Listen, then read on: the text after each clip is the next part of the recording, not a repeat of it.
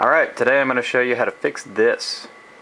The problem is that about 95% of the time the heatsink grease that is in between the heatsink and the processor chip and the graphics processor chip has gotten so hot from overuse or leaving it on for too long or putting it into a cabinet so it can't breathe and it gets really hot that it's melted off of the chip and the heatsink grease is not serving its purpose. So what we need to do is get the heatsinks off, clean it up, reapply the thermal grease, and then put a better mounting system back on there, because right now Microsoft put these X clamps on there and they seem to work for a couple of years, but it almost always causes it to red ring because it can't hold the heat sinks as securely as you would want them to the motherboard. So oh, by the way, watch my other video on how to get to this step. I have another video on how to take apart your Xbox, so to save time, go watch that one, then come back to this video.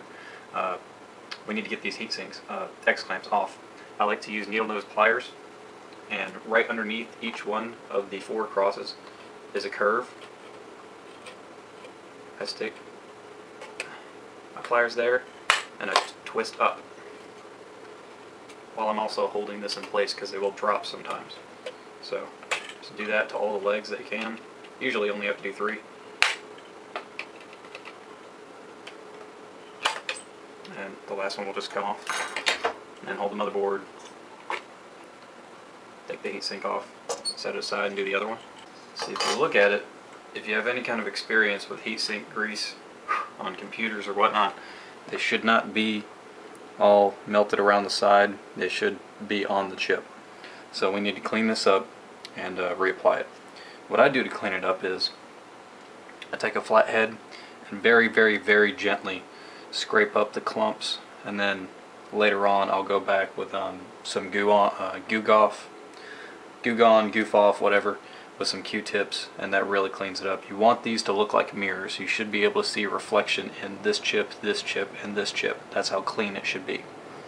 So go ahead and get all the clumps off, and then I'll speed up and I'll show you how I do the goof off later.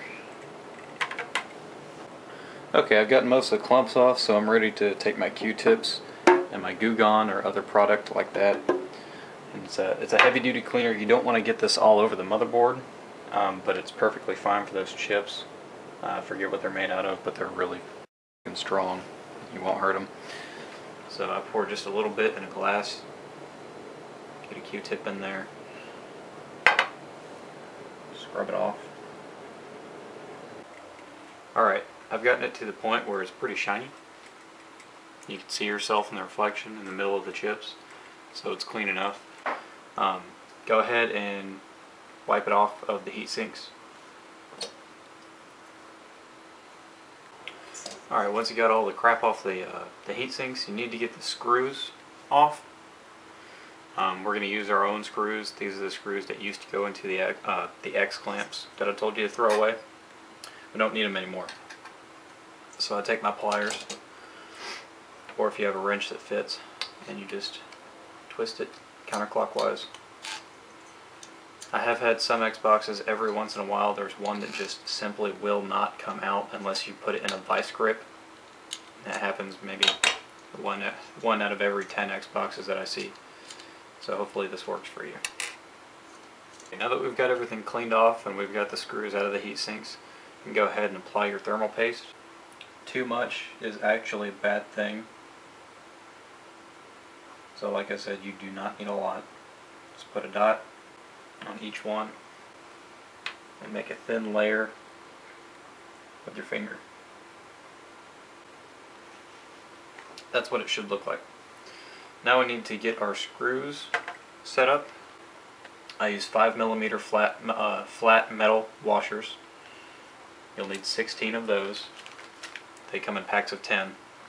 I use hex cap screws, class 8.8, M5-.80 times 10. Those are the screws. You're going to need 8 of those. They come in packs of 4. And I use number 10 flat nylon washers. They come in packs of 4, but you need 16, so 4 packs, and you'll be good. The reason why we have 2 different kinds of washers are one kind of washer can touch the motherboard, one kind of washer cannot touch the motherboard. This is extremely important. If you do this wrong, there's a possibility that you might ruin your Xbox, or the next time you try to turn it on, it'll flash and it'll never turn on again. The metal washers, this is metal, this is nylon. Nylon is clear, kind of. The metal cannot touch the motherboard. The nylon has to be on each side of the motherboard. Okay? So when you're putting your washers on your screws, you want the metal to go on first and then the nylon. So when you put a screw through the hole, the nylon will be touching the motherboard. And then on the other side, you put nylon on first and then metal. This way, metal is never touching that motherboard. That's what causes shorts. So go ahead and do the bottom 4 holes for the first heatsink that way, and then I'll show you how to screw it on. If you look at your motherboard like this, towards the USB ports there's going to be 1 chip, and towards the 2 memory card ports there's going to be 2 chips. The one with 2 chips is your graphics processor. The one with 1 chip is your CPU. The CPU heatsink is the one that looks like this. It can also look, it's going to be square each time. The holes will make a square when you put it point to point. The graphics processor one usually looks like this with the extra one coming off of it, and I like to put this one on first because it's easier to remember. And if you have the one that has this coil coming off of it, that coil is going to fit in between a gap of these black cylinder things that are called capacitors. So it'll fit like this. My advice is to have the USB ports help to make the motherboard stand up, and then kind of just try to do 1 screw at a time. Okay, now that I've got the screws in place with the washers, I can place this.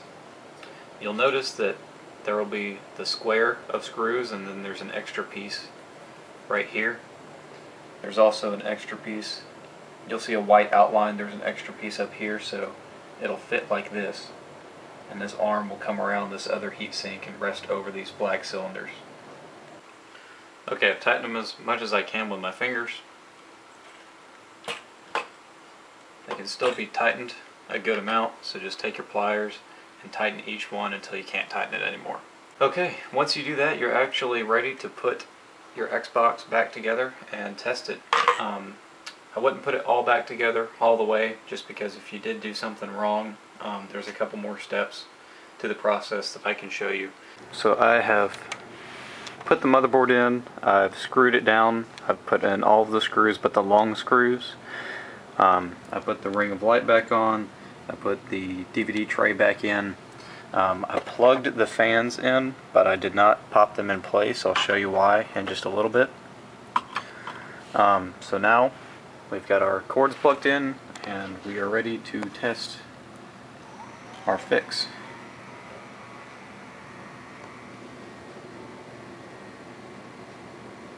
Okay, this is why I didn't plug the fans back in yet.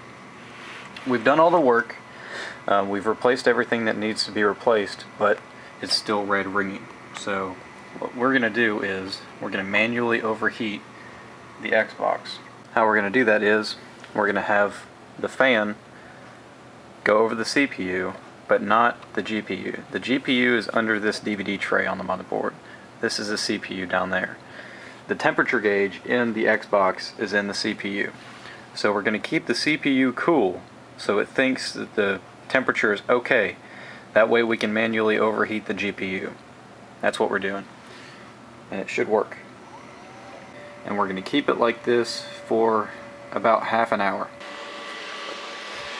Okay, now that it's been doing this for about half an hour, turn it off and give it about 15 minutes to cool down. Okay, it's been 15 minutes, we've let it cool down, so let's turn it on and see if it's worked.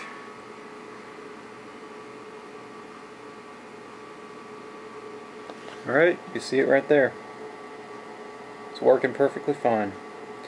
A lot of times you just have to overheat it. I don't know the complete science behind it, but it resets the GPU and everything works fine. There you have it, it's fixed. Comment, rate, subscribe, and all that good stuff. Ask me any questions if you're having trouble.